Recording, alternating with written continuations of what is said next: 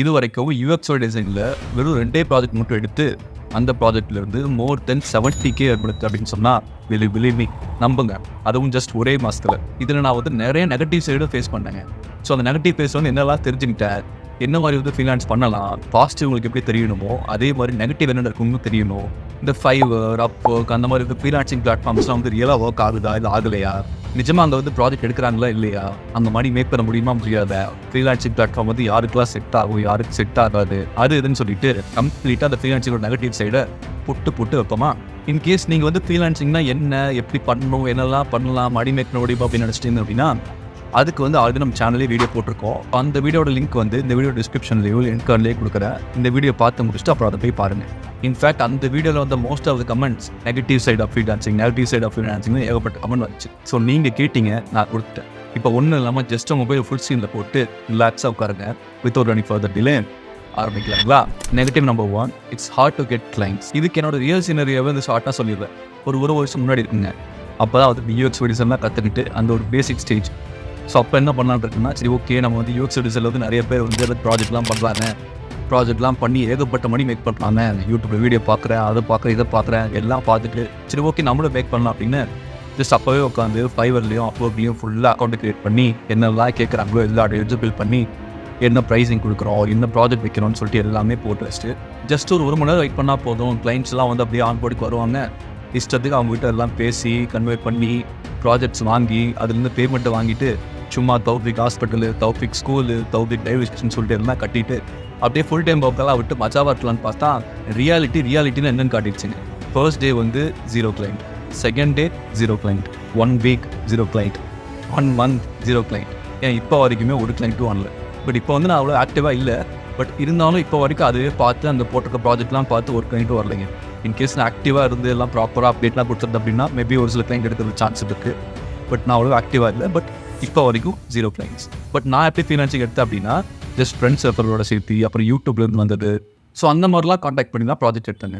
இப்போ நான் ஏன் வந்து இட்ஸ் ஹார்ட் டு கெட் கிளைண்ட்னு சொன்னேன்னு புரிஞ்சது இல்லையா. இப்போ வந்து ஃப்ரீலான்சிங் மார்க்கெட் வந்து பயங்கர காம்படிஷனுங்க. ஃபார் எக்ஸாம்பிளுக்கு ஒரு ஃப்ரீலான்சர்கிட்ட வந்து ஒரு கிளைண்ட் போகிறாங்க. ஸோ அப்படி போகிற கிளைண்ட் வந்து அவங்க கொடுக்குற ப்ராஜெக்ட் வந்து அந்த ஃப்ரீலான்சர் ப்ராப்பராக முடிச்சு கொடுத்தான்னு வச்சுக்கோங்களேன். லைக் அந்த கிளைண்ட் எக்ஸ்பெக்ட் பண்ண மாதிரி எல்லாமே என்னென்ன இருக்குமோ எல்லாமே ப்ராப்பராக வச்சுட்டு அதை வந்து ப்ராப்பராக எக்ஸ்கியூட் பண்ணி கொடுத்தாங்க அப்படின்னா அந்த ஒரு ஃப்ரீலான்சரை விட்டு அந்த கிளைண்ட் போகிறதுக்கு ரொம்பவே கஷ்டம். அப்புறம் எப்படி நான் ஃப்ரீலான்சிங் கிளைண்ட் பிடிக்கிறது அப்படின்னு கேட்டிங்க அப்படின்னா அதுக்கு வந்து நீங்கள் ஜஸ்ட் லிங்க்டின் யூஸ் பண்ணலாம். லிங்க்டின்ல வந்து ரெகுலராக நீங்கள் என்னென்ன பண்ணுறீங்களோ அதெல்லாம் போஸ்ட் அப்படியே போட்டுட்டு ஒவ்வொரு போஸ்ட்லையும் நீங்கள் என்னெல்லாம் பண்ணுறீங்க, என்ன பண்ண போகிறீங்கன்னு சொல்லிட்டு டீட்டெயிலாக மென்ஷன் பண்ணி அதில் வந்து இமெயில் ஐடி கான்டாக்ட்லாம் கொடுத்து வச்சுருந்தீங்க அப்படின்னா ஆட்டோமேட்டிக்காக ரீச் அவுட் பண்ணுவாங்க. அப்படியும் இல்லையா இன்ஸ்டாகிராமில் வந்து பர்சனல் பிராண்ட் பில்ட் பண்ணுங்க.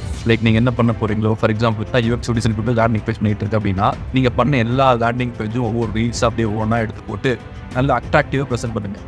அது வந்து ரீச் ஆக நிறைய பேருக்கு போகும். ஸோ அப்படி நிறைய பேருக்கு போகிறதுல வந்து ஒரு சில பிஸ்னஸ் பீப்புள்ஸும் இருப்பாங்க. ஸோ அவங்கெல்லாம் உங்களுக்கு கிளைண்ட் ஆகிறதுக்கு நிறைய சான்ஸ் இல்லையா. ஸோ அதில் வந்து நீங்கள் பண்ணுறது அவங்களுக்கு வந்து சாட்டிஸ்ஃபைடாக இருக்குது, அவங்களுக்கு ஏற்ற மாதிரி இருக்குது அப்படின்னா கண்டிப்பாக தேல் reach out you. Number 2, you are your own pass. Bro எனக்கு நானே பாஸாக இருக்கிறது பாசிட்டிவ் தானே, இது எப்படி நெகட்டிவ் வரும்னு கேட்டிங்கன்னா ஆமாங்க அது பாசிட்டிவ் தான். பட் அதில் வந்து நெகட்டிவ் சைடும் இருக்குது. நீங்கள் வந்து நான் யாருக்குமே ஒர்க் பண்ண தேவையில்ல, நான் வந்து எனக்கு பாஸ் தான், எந்த ஒரு ரெஸ்ட்ரிக்ஷன்ஸும் இல்லை அப்படின்னு நினச்சிங்கன்னா அது ஓகே, அது வந்து பாசிட்டிவ் தான். பட் இதில் நெகட்டிவ் என்ன அப்படின்னா நீங்கள் வந்து எம்ப்ளாயாக ஒர்க் பண்ணியிருந்தீங்க அப்படின்னா அந்த எம்ப்ளாயாக ஒர்க் பண்ணதை விட இது வந்து பல மடங்கு ஒர்க்ஸ் வந்து அதிகமாக இருக்கும். லைக் ஃபார் எக்ஸாம்பிளுக்கு நீங்கள் 9 to 5 ஜாபில் போகிறீங்க அப்படின்னா அந்த ஃபுல் டைம் ஜாபில் வந்து என்ன பண்ணுவீங்க, ஜஸ்ட் உங்களுக்கு வந்து டெவலப்பர் ரோல் அப்படின்னா டெவலப்பர் ரோல் மட்டும் தான் பார்க்குற மாதிரி இருக்கும், இல்லை டிசைனர் ரோல்னா டிசைனர் ரோல் மட்டும் தான் பார்க்குற மாதிரி இருக்கும். பட் அப்படி இங்கே வந்தீங்க அப்படின்னா நீங்கள் வந்து கிளைண்ட்டு போய் ரீச் பண்ணுறது, மெயில் போடுறது, ரீச் அவுட் பண்ணுறது, கோல்ட் இமெயில் பண்ணுறது, ஆனால் அவங்கள ரீச் அவுட் பண்ணிவிட்டு அவங்ககிட்ட ஒரு மீட்டிங் கண்டக்ட் பண்ணி அதில் போய் பேசுறது, பேசி கன்வின்ஸ் பண்ணி அந்த ப்ராஜெக்ட் வாங்குறது, அந்த ப்ராஜெக்ட் வாங்கிட்டு இந்த ப்ராஜெக்ட்லாம் பண்ணணும்னு எல்லாம் எடுத்து வச்சுட்டு ஸோ அதை பண்ணிவிட்டு எல்லாமே இருக்கா ப்ராப்பராக இருக்கான்னு பார்த்துட்டு நிறைய இட்டரேஷன்ஸ் வரும் எல்லாமே பண்ணிவிட்டு அதுக்கப்புறம் ஃபைல் பேமெண்ட்டும் வாங்கிட்டு அவங்களுக்கு அந்த ப்ராடக்ட் கொடுக்க போகிறீங்க இல்லையா. ஸோ இது எல்லாம் பண்ண போகிறது ஸ்டார்டிங்கில் நீங்கள் மட்டும்தான். ஃப்ரீலான்சிங் அப்படிங்கிறது சிங்கிள் வேர்டில் பிடிச்சது. பட் இதுக்குள்ளே ஏகப்பட்ட இருக்குங்க. ஸோ அந்த இடத்துல கண்டிப்பாக உங்களுக்கு ஒர்க் லோட் அதிகமாக தான் இருக்கும். Number 3, there is no proper working hours. இப்போ நீங்கள் 9 to 5 ஜாப் போகிறீங்கன்னு வச்சு ஸோ அதில் வந்து மோஸ்ட்லி நீங்கள் 9க்கு போனீங்க அப்படின்னா ஈவினிங் ஒரு 5-5:30 வீட்டுக்கே வந்துடலாம். அதுக்கப்புறம் வந்து உங்கள் பர்சனல் ஒர்க்ஸ் எல்லாம் பார்த்துட்டு இருக்கலாம் இல்லையா. இது மோஸ்ட் ஆஃப் த கம்பெனிஸ் இருக்குது, மோஸ்ட் ஆஃப் த கம்பெனிஸ் இல்லை, நான் அதை பற்றி பேசல. ஸோ மோஸ்ட்லி இது இருக்கும் இல்லையா. தென் அப்படியே வந்து ஃப்ரீலான்சிங் இப்போ வந்துட்டிங்க அப்படின்னா இதில் வந்து மோஸ்ட்லி ஒரு ஒர்க்கிங் ஹார்து வந்து ப்ராப்பராக ஃபிக்ஸ்டாக இருக்காதுங்க.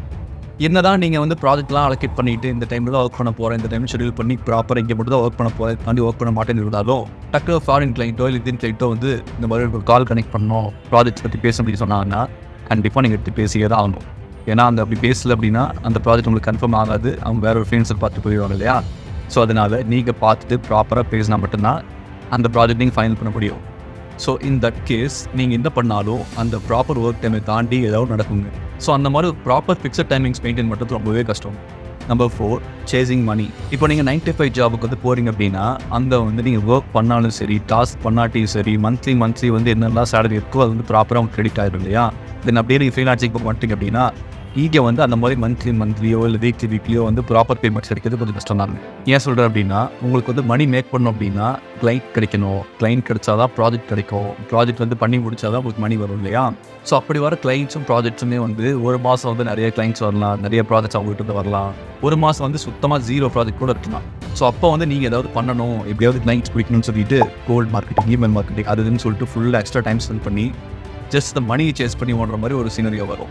இதில் வந்து பாசிட்டிவும் இருக்குது, நெகட்டிவ் இருக்குங்க. லைக் நீங்கள் மணி சேஸ் பண்ணி போகிறது இதுக்கு அப்படின்னா உங்களுக்கு வந்து ஃப்ரீலான்சிங்கில் ப்ராஜெக்ட் கிடைக்கிறது மட்டும்தான். அப்படி ப்ராஜெக்ட் கிடைச்சா மட்டும் தான் ஒரு மணி கிடைக்கும் இல்லையா? அதுவும் ஒன்று இருக்குது. இன்னொன்று வந்து என்னடா ரொம்ப நாள் மணி சேஸ் பண்ணியே போயிட்டு இருக்குமே அப்படிங்கிற ஒரு ஃபீல் வரதுக்கு சான்ஸ். ஸோ என் சைடில் ஃப்ரீலான்சிங் பண்ணிட்டு அந்த மாதிரி ஃபீல் பண்ணாமலே வந்து என்னடா போடா மணி சேஸ் பண்ணிட்டு இருக்க மாதிரி இருக்குது அப்படின்னு சொல்லிட்டு ஃப்ரீலான்சிங் குவிட் பண்ணணும் நிறைய பேர் இருக்காங்க. ஸோ நீங்கள் ஃப்ரீலான்சிங் ஸ்டார்ட் பண்ண போகிறீங்க அப்படின்னா கண்டிப்பாக அந்த மணி சேஸ் பண்ணுற சீனரியும் வந்தே ஆகுங்க. Number 5, you have to be skilled at sales and marketing in addition to your core work. நீங்கள் கோராக எந்த சர்வீஸ் ப்ரொவைட் பண்ணுறதா இருந்தாலும் சரி, like for example web development provide பண்ணலாம், வீடியோ எடிட்டிங் ப்ரொவைட் பண்ணலாம், இல்லை வந்து கிராஃபிக் டிசைன் ப்ரொவைட் பண்ணலாம், இல்லை என்ன மாதிரி UX டிசைன் ப்ரொவைட் பண்ணலாம். என்ன பண்ணிட்டு இருந்தீங்கனாலும் அடிஷ்னலாக வந்து உங்களுக்கு சேல்ஸ் பண்ணுறதுக்கு ப்ளஸ் மார்க்கெட்டிங் பண்ணுற ஸ்கில் வந்து டெவலப் பண்ணி ஆகணும். அதுக்கு நீங்கள் வந்து ஃபுல்லாக எஃபர்ட்ஸ் போட்டு லேர்ன் பண்ணி ஆகணும். ஏன் சொல்கிறேன் அப்படின்னா அப்படி அந்த சேல்ஸ் அண்ட் மார்க்கெட்டிங் ஸ்கில் இல்லை அப்படின்னா ஜஸ்ட் நீங்கள் போட்டு எல்லா போஸ்ட்டும் நீங்கள் மட்டும் வச்சுருந்தீங்க அப்படின்னா அதுலேருந்து மணி ஜென்ரேட் ஆகுமா? ஆகாது இல்லையா? ஸோ அந்த இடத்துல நீங்கள் கிளைண்ட் அப்ரோச் பண்ணணும்னாலும் சரி, என்ன பண்ணணும்னாலும் சரி, அந்த இடத்துல வந்து சேல்ஸ் அண்ட் மார்க்கெட்டிங் வந்து எப்படி ஒர்க் ஆகுது, என்னெல்லாம் பண்ணுங்கிறத தெரிஞ்சே ஆகணுமே. ஸோ உங்கள் கோர் தமிழில் மட்டும் நீங்கள் பிலீவ் பண்ணியிருக்காம மற்றதும் எப்படி ஒர்க் ஆகுது அப்படிங்கிறது வந்து ஃபுல்லாக பார்த்து ப்ராப்பராக அனலைஸ் பண்ணி அதை ப்ராப்பராக லேர்ன் பண்ணி ஆகணுங்க. நம்பர் 6, ஸ்கேம்பர்ஸ். இதுதான் தான் மெயின் விஷயம். இதில் நானே ஸ்டார்டிங்கில் ஏமாந்துருக்கேங்க. ஒரு 3-4 இயர்ஸ் முன்னாடி வரைக்கும் ஃப்ரீலான்சிங் வந்து டிஜிட்டல் ஆர்ட் ஒர்க்ஸ் தான் பண்ணி கொடுத்துட்டு இருந்தேன். அப்போ ஒரு நாள் வந்து ஒரு ஃபாரின் கிளைண்ட் வந்து இன்ஸ்டாகிராமில் காண்டாக்ட் பண்ணி எனக்கு வந்து இந்த மாதிரி ஒரு 30 டிஜிட்டல் ஆர்ட் பண்ணணும், நீ பண்ணி தர முடியுமான்னு கேட்டா. அப்படி அதுக்கு வந்து he'll pay $120. அதாவது நம்ம ஊர் காசுக்கு அப்போ வந்து ஐ திங்க் 9,000 சம்திங் வரும் நினைக்கிறேன். அது வந்து நான் சப்போஸ் இந்தியன் கிளைண்ட்ஸ்ட்டு நான் பண்ணுறதுக்கு அதை பண்ணேன் அப்படின்னா அதுக்கு வந்து நிறைய டைம் எடுத்துக்கும். அதே மாதிரி நிறைய ஆர்டர்ஸ் பண்ணுற மாதிரி இருக்கும். சரி ஓகே நம்மளும் நிறைய கொடுக்குறாங்க, சீக்கிரம் முடிச்சிருவோம் அப்படின்னு சொல்லிட்டு அந்த ஆர்டர் எடுத்தேன். சரி சீட் பண்ணி வாங்கன்னு சொல்லிட்டு சரி அட்வான்ஸ் போடுங்க நான் பண்ணிடுறேன்னு சொன்னேன். அவர் வந்து சரி அட்வான்ஸ் வந்து ஒரு $10 போடுறேன்னு சொல்லிட்டு ஒரு $800, $750, சம்திங் ஏதோ போட்டார். சரி ஓகே இது போட்டார், வெள்ளக்காரன் போய் சொல்ல மாட்டான்னு சொல்லிட்டு நானும் ஆரம்பிச்சிட்டேன். நியர்லி 3 days 4 days அப்படியே பண்ணிட்டேன். ஸோ 3 days 4 days அப்படியே ஃபுல்லாக ஒர்க் பண்ணி தூக்கமோ கம்மியாக தூங்கி எல்லாம் ஒர்க் பண்ணி அவருக்கு அந்த ஃபைல் அனுப்பிவிட்டு நீங்கள் பேலன்ஸ் பேமெண்ட் பண்ணுங்கன்னு சொல்கிறேன். ஸோ அந்த ஃபைலை மட்டும் ட்ராக் பண்ணி தேங்க்யூன்னு போட்டு அனுப்பியிருந்தாரு. சரி ஓகே தேங்க்யூ சொல்லிட்டு மறுபடியும் அப்புறமே அனுப்புவார்னு பார்த்தா ஆனால் 1 நாள் வெயிட் பண்ணுறேன், 2 நாள் வெயிட் பண்ணுறேன், 3 நாள் வெயிட் பண்ணுறேன், 1 வாரம் ஆகுது, 1 மாதம் ஆகுது, அந்த பேமெண்ட் வரவே இல்லை. அந்த ஒரே ஒரு மெசேஜ் தேங்க்யூன்னு தவிர வேறு எதுவும் காண இருக்கப்புறம் அப்புறம் என்னன்னா ஒரே வெட்ட வெளியாக இருக்குது அப்படிங்கிற மாதிரி தான் ஃபீல் ஆச்சு. ஸோ இதெல்லாம் நான் ஏன் இங்கே சொன்னேன் அப்படின்னா நீங்களும் ஃப்ரீலான்சிங் பண்ணுறீங்க அப்படின்னா இந்த மாதிரி நிறையா ஸ்கேமர்ஸோட ஃபேஸ் பண்ணி தான் வந்து ஆகணும். ஸோ அந்த இடத்துல நீங்கள் எப்படி தப்பிக்கலாம் அப்படின்னா நீங்கள் வந்து ப்ராஜெக்ட் வந்து ஃபைனலைஸ் பண்ணுறப்போ அது வந்து அட்லீஸ்ட் 50% 70% அமௌண்ட் வந்து வாங்கி பாருங்கள். அது அட்வான்ஸாக வாங்கிட்டீங்க அப்படின்னா உங்கள் சைட்லேயும் சேஃப்டியாக இருக்கும், அவங்க சைட்லேயும் ஏமாற்றிட்டு போகிறதுக்கு சான்ஸ் கம்மி. பட் இங்கே ஒரு மெயின் திங் என்ன அப்படின்னா நீங்கள் எப்படி பயப்பட்டு கொடுக்காம இருக்கீங்களோ அவங்களும் அதே மாதிரி தானே. ஸோ அந்த இடத்துல வந்து நீங்கள் ட்ரஸ்ட்டை வந்து ப்ராப்பராக பில்ட் பண்ணணும். இந்த ட்ரஸ்ட்டை பில்ட் பண்ணிட்டு அதுக்கப்புறம் அவங்கள்ட்ட அட்வான்ஸ் கேளுங்க, கண்டிப்பாக they will give you. So நீங்கள் ஃப்ரீலான்சிங் பண்ண போகிறீங்க அப்படின்னா கேர்ஃபுல்லாகவும் அதே சமயம் கம்யூனிகேஷன்லையும் ப்ராப்பராக இருக்கணும். Number 7, creative black. இதை வந்து particularly designers like UX designer, graphic designer அவங்களுக்குலாம் வந்து மேக்ஸிமம் நடக்கும். இப்போ எனக்குமே வந்து நிறைய டைம் நடந்திருக்கு. ஸோ இந்த டிசைனர்ஸோட ஒர்க்கே வந்து க்ரியேட்டிவாக திங்க் பண்ணுறது தானே. அதுக்கு வந்து ப்ராப்பராக பிரெயின் ஒர்க் ஆகணும்ல. க்ரியேட்டிவ் ஒர்க் ஆனால் மட்டும்தான் நம்ம வந்து என்ன எக்ஸ்பெக்ட் பண்ணுறோமோ அது வந்து ப்ராப்பராக கிடைக்கும் இல்லையா. பட் சம்டைம்ஸ் வந்து எனக்கே ஒரு மாதிரி பிளாக் ஆனது போல் ஃபீல் ஆகும். லைக் என்ன யோசிச்சாலும் மைண்டில் வராது, எதுவுமே க்ரியேட்டிவாக தோணாது, அப்படியே ஒரு மாதிரி மந்தமாக இருக்கும். இன்னும் கொஞ்சம் சிம்பிளாக சொல்லணும் அப்படின்னா ஃபார் எக்ஸாம்பிளுக்கு ஒரு டேஷ்போர்ட் பண்ணுறேன்னு வச்சுக்கோம். அந்த டேஷ்போர்ட் பண்ணி முடிக்கிறதுக்கு ஒரு 1/2 hour 1 hour ஆகுது அப்படின்னா அதே இதை வந்து கிரியேட்டிவ் பிளாக்கோடு பண்ண அப்படின்னா அந்த இடத்துல என்ன பண்ணலாம், என்ன ஆட் பண்ணலாம் அப்படின்னு சொல்லிட்டு ஒன்றுமே தோணாமல் அப்படியே வந்து சும்மா உட்காந்துருக்கேன். ஸோ அந்த ஆஃப் அன் ஹவர் 1 ஹவரில் முடிக்க வேண்டிய விஷயத்த இங்கே வந்து 2 ஹவர்ஸ் 3 ஹவர்ஸ் சம்டைம் 4 ஹவர் 5 ஹவர்னா கூட போயிருக்கு. ஸோ இது எப்படி ஃப்ரீலான்சிங் நெகட்டிவ் சைட் வரும் அப்படின்னா, நீங்கள் ஃப்ரீலான்சிங் பண்ணும்போது ஒரு ப்ராஜெக்ட் எடுக்கிறீங்க அப்படின்னா டெட்லைன் கொடுப்பீங்க இல்லையா? ஸோ நீங்கள் அந்த டெட்லைன் கொடுத்துட்டு அந்த டெட்லைன் இப்படியே ஷெட்யூல் அப்படியே போவீங்க இல்லையா? அது உங்கள் மைண்டில் வந்து கிரியேட்டிவ் பிளாக் வராமல் இருந்துச்சு அப்படின்னா அப்படியே ஸ்மூத்தாக முடிஞ்சிருக்கும். இன்கேஸ் உங்களுக்கு கிரியேட்டிவ் பிளாக் வந்துச்சு அப்படின்னா நீங்கள் வந்து டைம் மட்டுமே ஸ்பெண்ட் பண்ணுற மாதிரி இருக்கும். ஸோ அதை வந்து நீங்கள் காம்ப்ரமைஸ் பண்ணுறதுக்கு எக்ஸ்ட்ரா டைம் எடுத்து நீங்கள் ஒர்க் பண்ணுற மாதிரி இருக்கும். Number 8, payment delay.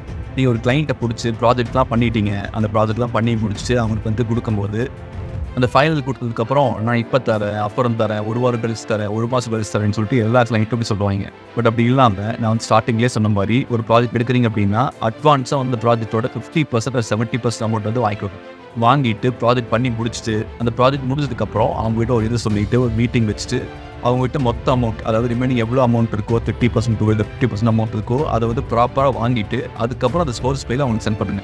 அப்படி இல்லை அப்படின்னா நீங்கள் வந்து அவங்க பின்னாடி டெய்லியும் போயிட்டு எனக்கு அமௌண்ட் கொடுங்க, பே பண்ணதுக்கு அமௌண்ட் கொடுங்க, பண்ணதுக்கு அமௌண்ட் கொடுங்கன்னு சொல்லி கேட்டே இருக்க மாதிரி இருக்குங்க.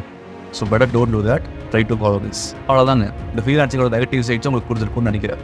ஸோ இவ்வளோ நெகட்டிவ் சொல்கிறதுனால ஃப்ரீலான்சிங்கே பண்ண வேணாம்லாம் நான் சொல்லிங்க.